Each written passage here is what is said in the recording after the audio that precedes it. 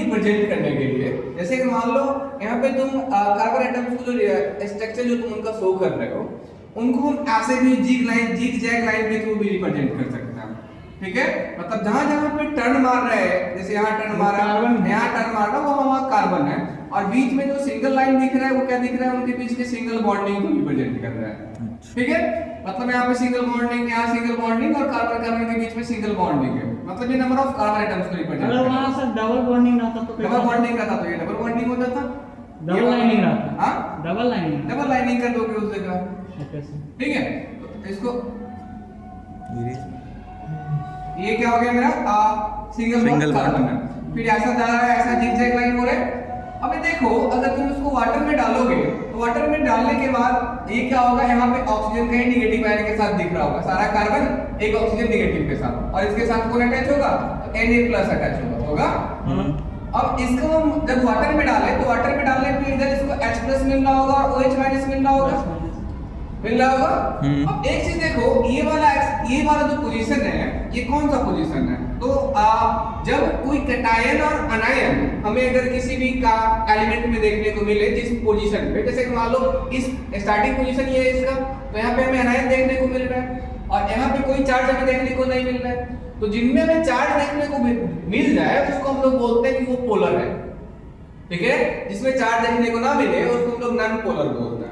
यहाँ तक कोई दिक्कत नहीं, मतलब ये क्या है, पोलर इंड है, और ये क्या है, नॉन पोलर इंड है। इसको पोलर इंड बोलोगे, इसको नॉन पोलर इंड बोलोगे, कोई दिक्कत नहीं। अब हम क्या करते हैं, जैसे कि मान लो कभी केमिकल रिएक्शंस में क्या देखते हो कि आप वाटर के साथ तुम साबुन लगाते हो, मान लो साबुन लगाने के बाद क्या होता है कि फिर आना स्टार्ट होता है, तो उसमें क्या होता है, एक होता है तुम्हारा हाइड्रोफोबिक और एक होता है तुम्हारा हाइड्रोफिलिक।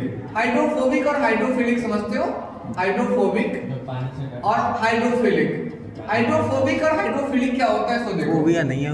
जैसे अगर मान लो जिनको हाइड्रोफोबिक मतलब क्या होता है कि जिनको पानी से मान लो डर लगता है, और उसको हम लोग हाइड्रोफोबिया बोलते हैं। जैसे डॉग कुत्ता को काटने के बाद जो बिल्ली को भी पानी से डर लगता है, ठीक है, तो उसको हाइड्रोफोबिया बोलते हैं।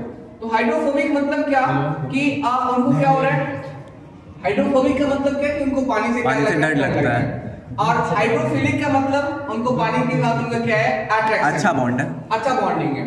लेकिन यहाँ पे ये तो पोलर इंड है और नॉन पोलर इंड है। वो पोलर इंड है, तो जो नॉन पोलर इंड होता है वो कार्बन मॉलिक्यूल्स का बना होता है, और नॉन पोलर इंड जो होता है वो क्या होता है, वो वायल सॉल्युबल होता है। मतलब अगर हम बात करें वायल्स की, फैट्स की या फिर डस्ट की, तो उसमें क्या अवेलेबल होता है, ऑर्गेनिक कंपाउंड है। वो भी ऑर्गेनिक कंपाउंड है, मतलब तुम सुना होगा जो जैसे अगर किसी को डुबोना होता है, तो जैसे कि मान लो पत्थर बांध के डुबा देंगे, होते हैं, ठीक है, वही तुम्हें डुबाएंगे। ठीक है, तो यहाँ पे क्या होता है, यहाँ पे क्या होता है, जैसे कि मान लो ये अपना है तो ये डुबा देता है, जो अपना बात है, ठीक है, मतलब मेरा कौन सा इंड है, तो नॉन पोलर इंड है, और नॉन पोलर इंड में ये क्या है, कार्बन है। तो कार्बन का अटैचमेंट किनके साथ होगा, अपने के साथ होता है। मतलब जो भी डस्ट है, मतलब जो भी कचरा है, जो भी डस्ट है, वो सारा ऑर्गेनिक कंपाउंड है, वायल है वो भी ऑर्गेनिक कंपाउंड है। तो उन सबों का बॉन्डिंग किनके साथ हो जाएगा, इनके साथ। और ये जो ऑक्सीजन और नेगेटिव आयंस हैं, जैसे ये नेगेटिव आयंस हैं, यहाँ पे तुम्हें हाइड्रोजन देखने को मिलेगा, H+ और OH- देखने को मिल रहा है। तो क्या होगा, जितना अपना होगा सारा क्या आएगा, ऐसे आएगा और इसमें अटैच होते जाएगा, ऐसे आएगा और अटैच होते जाएगा।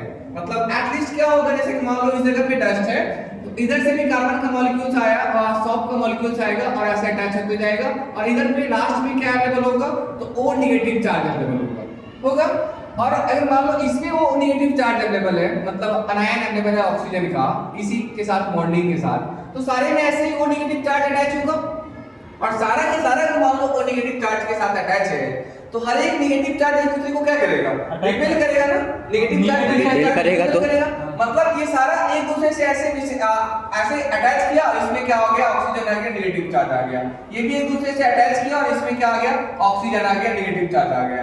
ये भी अटैच करेगा, मतलब जो ऑर्गेनिक कंपाउंड है, जो कार्बन है, वो क्या कर रहे हैं, सारे कार्बन एटम्स जो है वो एक साथ एक जगह कंबाइन हो जा रहे हैं। ठीक है, और इस तरीके से वो क्या करते हैं, मिसेल्स का फॉर्मेशन करता है। मतलब ऐसा जो कॉम्बिनेशन आया, इसमें हर एक इंड में हर एक जो इंड है उसमें हमारे पास क्या है, एक जगह नेगेटिव चार्ज होने की वजह से उनके बीच में रिपल्सन होने की वजह से वो क्या हो जा रहा है, एक दूसरे से दूर हो जा रहा है। और जो सेम है जिनमें कोई जो नॉन पोलर एंड है, जिनमें कोई चार्ज अवेलेबल नहीं है, वो सारा क्या हो जा रहा है, एक साथ कंबाइन हो जा रहा है। जब अगर कुछ नंबर ऑफ, जैसे मान लो कि ये हमारा जो सॉफ्ट का जो मॉलिक्यूल है, उनका कुछ नंबर अगर ऐसे अगर मान लो अटैच हो जा रहा है, तो उसी को हम लोग क्या बोलते हैं, मिसेल का फॉर्मेशन और करते हैं। हाइड्रोफोबिक है जो अटैच हो रहा है।